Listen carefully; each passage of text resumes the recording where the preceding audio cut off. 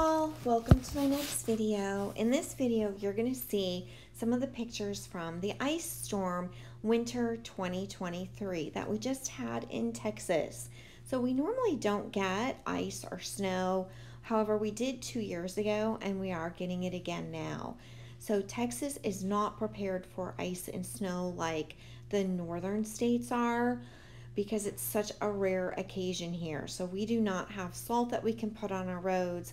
A lot of the schools and the counties and things get closed, and even our electricity goes out when we have ice storms because the ice gets so heavy on the trees that the branches break and they fall on our overhead power lines, which you're going to see in just a minute. But some of those ice pictures were just gorgeous. Here's me all dressed up. My husband and I went outside to repair some fencing. We got about 2 inches total of rain. Thank goodness for our new Generac generator. It worked like a charm and kept us nice and warm. These are the 2 generators that we have for both my daughter's cabins. And basically what we use those for is just to keep the refrigerators going so their food doesn't spoil. You're going to see a lot of branches down, as you can see here on top of our dumpster. The branches just conveniently landed right on top of the dumpster. There's even ice still on the ground underneath the trees that hasn't completely melted yet. Even though we're slightly above freezing today, we still have some ice down. So many of the trails in our high fenced area, we had to stop and cut up the branches. So here next, you're going to see where this tree actually fell on the high fence. So that was something that we had to get out there and cut up and repair before any of our animals escaped or got injured. That was not a fun task. But here you can see it just bent down the top of the fence, so it really didn't break the fence. We do need to do a little clipping of it back up and bending it straight tomorrow, but today we just worked on getting those trees off of the fence. So I know I'm videoing and it's going to look like I'm not doing anything to help, but I actually was in charge of moving the branches away as my husband was cutting them down. And I did speed it up, so he really wasn't working quite this fast. But I did speed up the video for you, so it wasn't quite as boring. But he had to chainsaw and cut up a lot of stuff. Here's an example of another one of the trails that was blocked that we did chainsaw just to get through. And yep, here we go with the pine tree. So we had to do some cutting on both sides of the fence in order to completely get it removed from the fence line. It was quite the mess, but a little bit of hard work and some time, and we were able to get it done.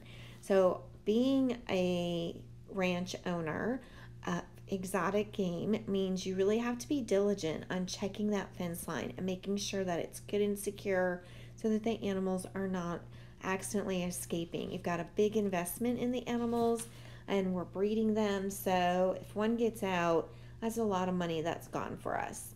Next up, you're going to see our duck marsh. This is a normally wet area, but nowhere near this wet. It is extremely full, the duck marsh.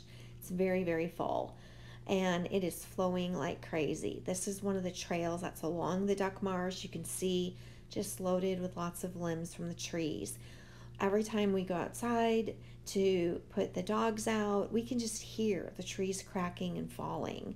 So the ice is so damaging for the trees. It's also quite dangerous and damaging for the animals, because if the animals are getting wet in the ice storm and then they have freezing weather on top of getting wet, it can be really deadly and dangerous for them as well.